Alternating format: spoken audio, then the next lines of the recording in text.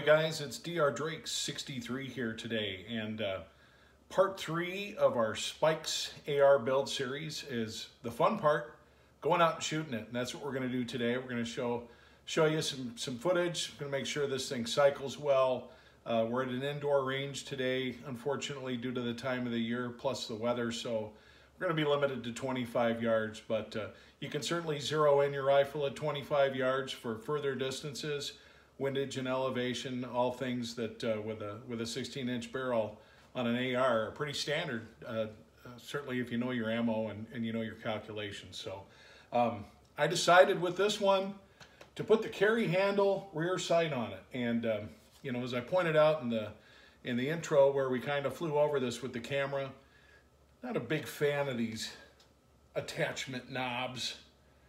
I think they are kind of obnoxious, and to be honest with you, outside of getting a true carry handle upper, which there's not a lot of those available and you're kind of limited then, I wish somebody would come out with something that was more of a flush mount kind of scenario.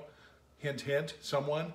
And if somebody happens to know of a carry handle upper that's of decent quality, that doesn't have these big old thumb knobs on them, I'd love to know who makes it. I haven't been able to find anything. So, but anyway, this is the iconic silhouette, if you will, of the AR that seems to just scare the hell out of everybody. It is a formidable rifle. It should be respected for what it can do, but by no means is this any more or less lethal than many other firearms that are out there that just happen to look different. It all comes down to who's behind the trigger and what their intentions are. So we're gonna go out and get some shots in with this today. I hope you enjoy watching, and we'll do a wrap up at the end. Enjoy. So we went to our favorite indoor shooting range, the Modern Sportsman in Burnsville, Minnesota. Cranked that target out as far as we could, which is at 25 yards, and time to sight it in. So this is my very first shots. A couple things that I look for other than to make sure the thing cycles appropriately is where is an AR ejecting its brass. And should typically be somewhere between 3 and 4 o'clock ideally. And if you look at where that brass is ejecting, that does seem to be doing that. So now we're going to call the target back in and see what kind of results we had. No adjustments, just slapping the optic on and seeing what it looks like. And as you can see here, through my backwards ass photography, definitely on. I mean, it looks like it's a little bit to the right though, so those adjustments were going to need to be made.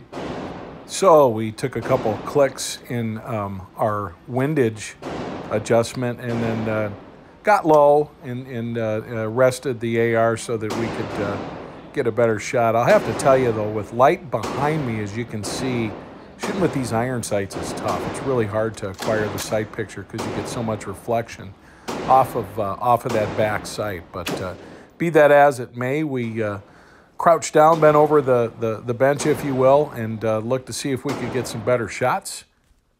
And as you can see here, we did. I'm happy with the elevation on this as well as the windage. And you guys know me. I want to function test these things as much as I can, and rapid fire is the way to do it. I do this with handguns. Doesn't matter if it's a revolver. Doesn't matter if it's a semi-auto pistol. Doesn't matter if it's a semi-auto rifle. I want to shoot this thing just as much as I can, quickly as I can, because that's what they're meant to do. They're meant to shoot a lot of lead quickly, and the more you practice doing this, the better you can get at doing this.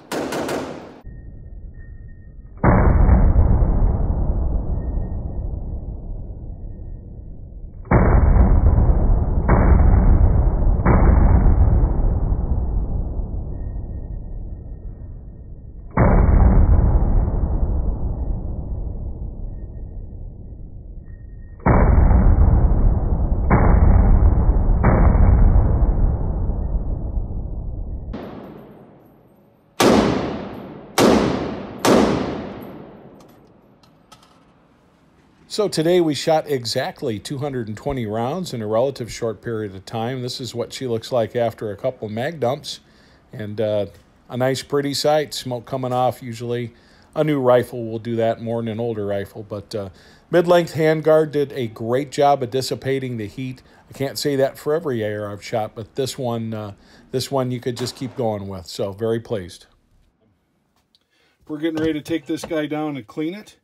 And I must say I'm not surprised. It's an AR. It's a new AR. It's a new AR made out of good stuff from a good manufacturer. So she functioned great. I'm going to point some out here. One use. I want you to look at this. I want you to look at how loose this thing is. You think that's going to hold aim? That's a joke. The manufacturer of this carry handle is a company called Sniper. I got this through Sportsman's Guide. It's going to go back. You know, fine, go ahead and make something cheap, but come on, really, one outing? Look at this. So this thing's coming off, and we're going to go back to a Daniel Defense Sight type setup, or you know, good God, I mean, anything could be better than that. I'll just go ahead and put this Magpul M-Bus on. But that's just ridiculous. Anyway, enough about that. Guys, don't get this brand. Tried looking up the company online and try to get some information on. There's not a lot. My guess is they are a bottom dweller. So, again, it's called Sniper, is the maker of this carry handle. So, it's junk. The rest of the rifle, though, very nice. Very, very pleased with the function of this trigger. Very smooth, and from an accuracy standpoint, I suspect this rifle is going to be as accurate as you can expect from a mil-spec AR, and I can't wait to get out and shoot it from farther distances. One of the issues that I always have shooting irons indoors is if the light is over your back, in other words, in back of you, what you end up getting is a lot of glare, and that's what I got.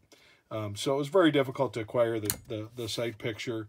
And this is meant to be shot outdoors and shot at 100 yards, 50 yards, stuff like that. So anyway, thumbs up on the Spikes AR. I really like it.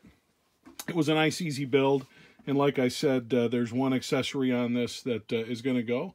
Outside of that, it's good stuff. So appreciate you watching. This is DR Drake 63, and we'll see you next time.